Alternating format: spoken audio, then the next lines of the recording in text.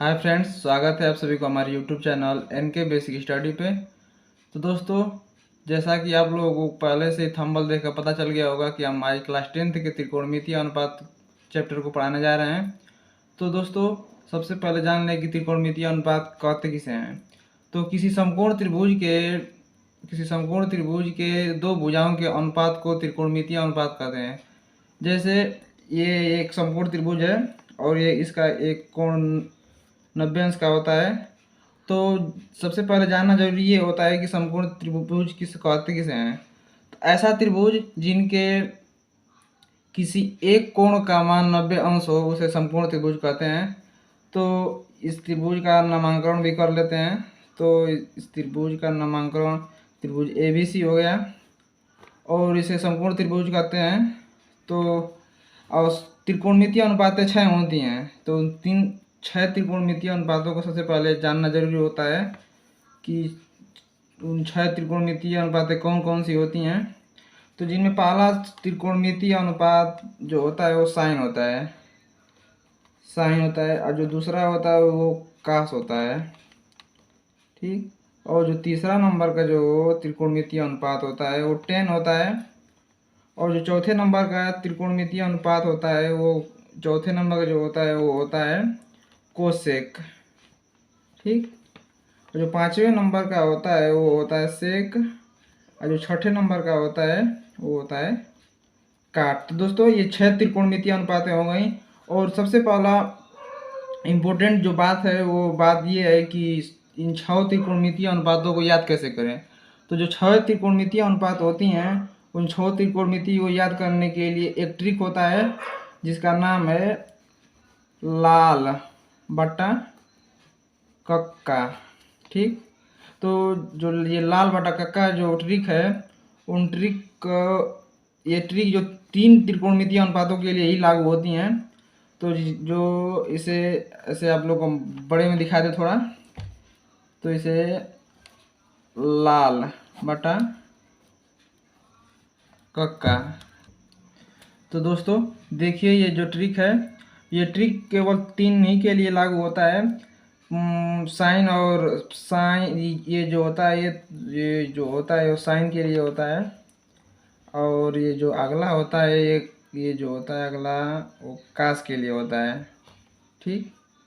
तो दोस्तों, ये जो कास के लिए होता है और जो ये अगला और जो तीसरा नंबर पर है वो 10 के लिए होता है, 10 के लिए होता है। तो पहले साइन को जान लेते हैं। साइन थीटा बराबर क्या होता है। तो साइन थीटा बराबर होता है लंब बटा कोण। तो दोस्तों, सबसे पहले तो ये जानना जरूरी होता है कि ये समकोण जो त्रिभुज है इस त्रिभुज में कौन कोण है, कौन लंब है, कौन आधार है। तो ये जो समकोण त्रिभुज है इसका ये जो कोण है 90 अंश का है। तो 90 अंश के सामने की जो भुजा होती है वो कोण होती है और ये कोण मान लीजिए, हम कोण मान लेते हैं थीटा है। और जो थीटा के सामने की जो भुजा होती है वो लंब होती है और जो ये तीसरी भुजा बची हुई है ये भुजा आधार है। तो जान लें कि साइन थीटा बराबर जो होता है वो कोण, ये जो साइन थीटा बराबर होता है, सॉरी दोस्तों, जो साइन थीटा बराबर होता है वो लंब बटा कोण होता है। तो इसमें इस त्रिभुज में लंब जो है AB है, इस त्रिभुज में जो लंब है वो AB है और कोण जो है वो AC है।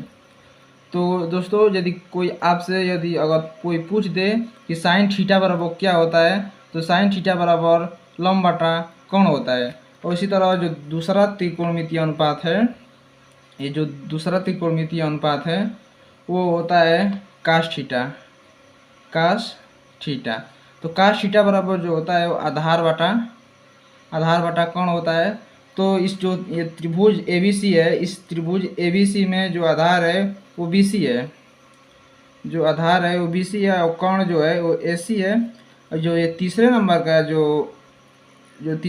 का ये जो त्रिकोणमितीय अनुपात है वो 10 होता है, 10 थीटा। यदि दोस्तों कोई आपसे पूछ दे कि 10 थीटा बराबर क्या होता है तो 10 थीटा बराबर जो होता है वो लंब बटा आधार होता है, ठीक।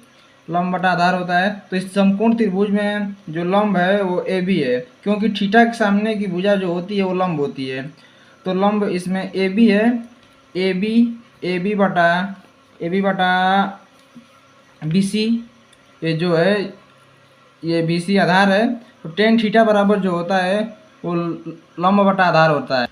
तो दोस्तों देखिए, जो ये चौथा त्रिकोणमितीय अनुपात है, इन त्रिकोणमितीय अनुपात के लिए एक अलग फार्मूला चलता है। उस फार्मूला को भी बता दें हम। जैसे इसी जो ट्रिक जो होता है ना, लाल बटा कक्का, उसी ट्रिक को उल्टा कर देते हैं, कक्का बटा लाल कर देते हैं, कक्का बटा लाल।